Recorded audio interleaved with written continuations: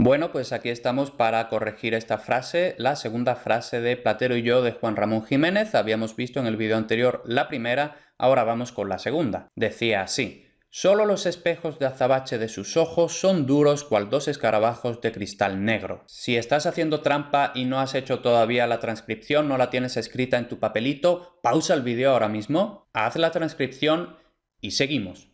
Esta es la transcripción. Solo los espejos de azabache, paramos ahí, ¿no? Entonces, bueno, solo los espejos. Bueno, aquí tenemos la primera trampa, ¿no? La primera piedra en el camino que, bueno, no habíamos explicado todavía porque esto es uno de estos fenómenos que hemos comentado por encima, muy superficialmente, de reestructuración prosódica, ¿no? Entonces, esto posiblemente has hecho solo los espejos. Bueno, pues no es, ningún nativo dice los espejos, no, es los espejos, ¿no? Entonces vemos que la S de los no es el final de la sílaba de los, sino que es el principio de la siguiente sílaba. Como digo, esto lo veremos adecuadamente en una clase posterior, pero como vemos ya está saliendo, ¿no? En una conversación normal o en la lectura de un texto normal, pues todo sale, ¿no? Todo sale.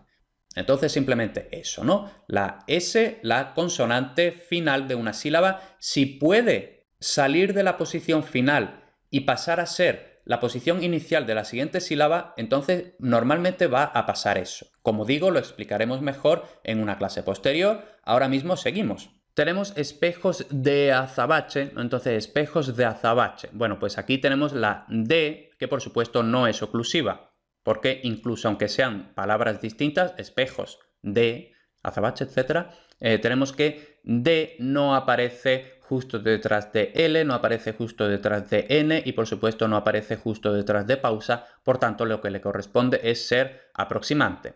Luego tenemos otra vez lo que ya nos había salido en la transcripción de ejemplo de la primera frase, ¿no?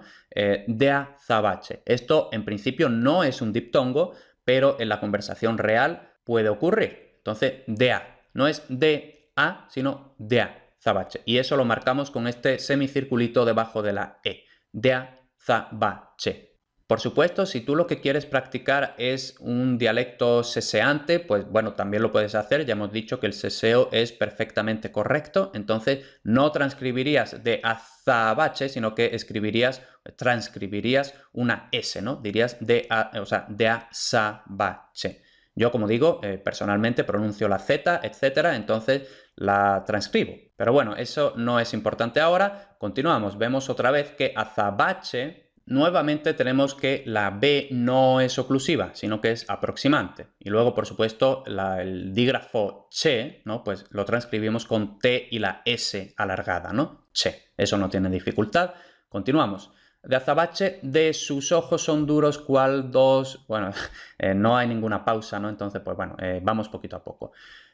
Nuevamente, ¿no? Tenemos de azabache de sus ojos, ¿no? Pues otra vez la preposición de tiene esta de aproximante porque va entre dos vocales. Entonces ese es uno de los muchísimos contextos en los que es aproximante, no es oclusiva. Y continuamos. De sus ojos. Pues aquí tenemos otra vez lo mismo. Esto posiblemente has puesto sus ojos. Pero bueno, ningún nativo dice sus ojos, sino sus ojos, ¿vale? Entonces ahí tenemos esa reestructuración prosódica y justo inmediatamente después tenemos otra vez lo mismo. Además tenemos que, bueno, dice sus ojos son duros, ¿no? Entonces lo primero que tenemos aquí es que, claro, al haber dos S seguidas, pues ningún nativo pronuncia las dos S seguidas, a menos que sea una pronunciación muy enfática en la que quiera dejar muy claro algo, ¿no? Pero en una conversación real ningún nativo pronuncia las dos S seguidas, ¿no? Entonces solo hay una S y esa S, por supuesto, pasa a ser el inicio de la siguiente sílaba siempre que pueda. Aquí puede, entonces eso es lo que ha pasado. La S no aparece al final de la primera sílaba, sino que aparece al principio de la segunda. Luego continuamos. Son duros.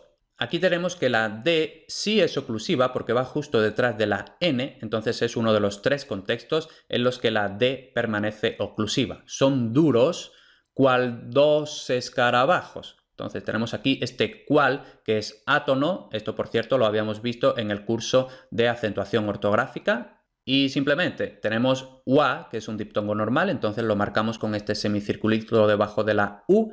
Y luego tenemos ¿cuál dos escarabajos? Pues aquí otra vez casualmente tenemos un contexto en el que la D permanece oclusiva porque va justo detrás de una L. Entonces, ¿cuál dos escarabajos? Vale.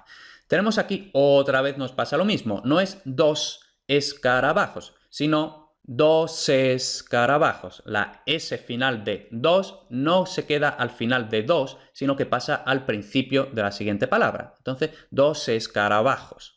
La B de escarabajo, por supuesto, es aproximante porque aparece entre dos vocales. La D de la preposición de cristal negro no aparece detrás de pausa, no aparece detrás de N, no aparece detrás de L, por tanto, aproximante. Y luego cristal, no hay nada que comentar. Negro. La G de negro es aproximante, por supuesto.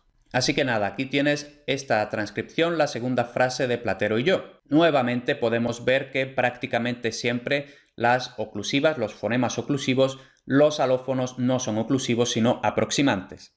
Eso entre muchas otras cositas que vemos que nos están apareciendo, ¿no? Pues la reestructuración prosódica, ¿no? Principalmente estas S de final de sílaba que pasan a ser el principio de la sílaba siguiente, que, insisto una vez más, lo veremos mejor en una clase posterior. No me estoy parando, a menos que sea especialmente relevante, no me estoy parando a comentar todo esto de la división silábica, porque si no es que simplemente no acabaríamos de comentarlo. Y tampoco estoy haciendo especial hincapié en los acentos, entre otras cosas porque todavía tenemos que explicar en general qué palabras van acentuadas, qué palabras son siempre átonas, etcétera, etcétera. Pero, por ejemplo, hemos visto que duros cual dos escarabajos, ¿no? Pues este cual es átono. Y por eso, por cierto, no se le pone acento ortográfico.